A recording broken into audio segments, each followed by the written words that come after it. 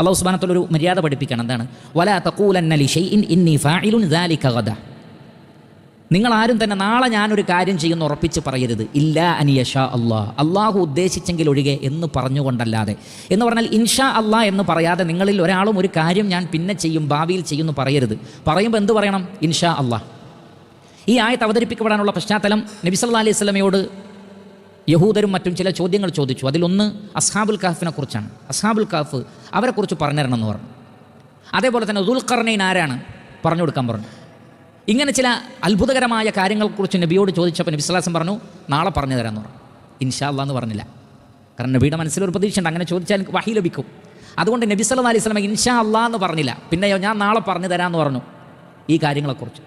പക്ഷേ അല്ലാഹു സുബ്ഹാനഹു വ തആല നബിയെ അദബ് പഠിപ്പിക്കാൻ വിചാരിച്ചു, സുലൈമാൻ അലൈഹി സ്വലാത്തു വസ്സലാമയെ പഠിപ്പിച്ചതുപോലെ. കാരണം സുലൈമാൻ അലൈഹി സ്വലാത്തു വസ്സലാം പറഞ്ഞു, അദ്ദേഹത്തിന് 100 ഭാര്യമാരുണ്ടായിരുന്നു, ഞാൻ 100 ഭാര്യമാരെയും സമീപിക്കും ഇന്ന് രാത്രി. അവരിലൊക്കെ എനിക്ക് അള്ളാഹുവിൻ്റെ മാർഗ്ഗത്തിൽ ജിഹാദ് ചെയ്യുന്ന പടയാളികളായ 100 മക്കളെ അള്ളാഹു നൽകും. പക്ഷേ ഇൻഷാ അല്ലാഹ് എന്ന് പറഞ്ഞില്ല. ആ കുട്ടികൾക്കൊക്കെ ഒരു നിലക്കല്ലെങ്കിൽ മറ്റൊരു നിലക്ക് വൈകല്യത്തോടു കൂടിയാണ് ജനിച്ചത്. എന്താ കാരണം? ഇൻഷാ അല്ലാഹ് എന്ന് പറഞ്ഞില്ല. അതേപോലെ നബി സല്ലല്ലാഹു അലൈഹി വസല്ലമക്ക് 15 ദിവസത്തോളം പിന്നെ അല്ലാഹു സുബ്ഹാനഹു വ തആല ഈ വിഷയത്തിൽ ഒരു വഹിയും അവതരിപ്പിച്ചു കൊടുത്തില്ല. 15 ദിവസത്തോളം നാളെ പറഞ്ഞു കൊടുക്കാമെന്ന് പറഞ്ഞു. എന്നിട്ട് അല്ലാഹു സുബ്ഹാനഹു വ തആല പഠിപ്പിച്ചു. അത് ബോധ്യപ്പെടുത്തിയതിനു ശേഷം പറഞ്ഞു, വലാ തഖൂലന്ന ലിശൈഇൻ ഇന്നി ഫാഇലുൻ ദാലിക ഗദ ഇല്ലാ അൻ യശാ അല്ലാഹ്. അള്ളാഹു ഉദ്ദേശിച്ചെങ്കിൽ എന്ന് പറയാതെ നാളെ ഞാനൊരു കാര്യം ചെയ്യുമെന്ന് നബിയെ പറയരുത്. ഇത് നബിയോട് മാത്രമല്ല നമ്മോടെല്ലാവരോടുമാണ്. എന്നിട്ട് ചില ഉലമാക്കൾ പറഞ്ഞത് ഒരു കൊല്ലം കഴിഞ്ഞാലും ഇൻഷാ അല്ലാഹ് എന്ന് പറഞ്ഞതാണ്. ഒരു കൊല്ലം മുമ്പ് ഒരാളോട് നമ്മളൊരു കാര്യം പറഞ്ഞു, പക്ഷേ ഇൻഷാ അല്ലാഹ് എന്ന് പറഞ്ഞില്ല എന്ന് ഓർമ്മയായി. എങ്കിൽ ഒരു വർഷത്തിന് ശേഷമാണോ പറഞ്ഞോളൂ. കാരണം വദ്കുർ റബ്ബക ഇദാ നസീത എന്നാണ് പറഞ്ഞത്. അതിൻ്റെ കാലയളവ് പറഞ്ഞിട്ടില്ല. അപ്പോൾ റബ്ബിനെ മറന്നുപോയാൽ വീണ്ടും ഓർക്കണം. അപ്പോൾ ഇൻഷാ അല്ലാഹ് എന്ന് പറയണം. എന്നിട്ട് അതിൻ്റെ കൂടെ പറയുന്ന, ഇത് പലപ്പോഴും നമ്മൾ പറയാൻ വിട്ടുപോകുന്ന ഒരു കാര്യമാണ്, പക്ഷേ അള്ളാഹു പഠിപ്പിച്ചൊരു കാര്യമാണ്. എന്താണ്? വഖുൽ, നിങ്ങൾ ഇങ്ങനെ കൂടി പറയണം. ഇൻഷാ അല്ലാഹ് എന്നും പറയണം, അതിൻ്റെ കൂടെ ഇതുകൂടി പറയണം. എന്താണ്? അസാ അൻ യഹ്ദിയനി റബ്ബി, എൻ്റെ റബ്ബ് എനിക്ക് വഴി കാണിച്ചേക്കാം.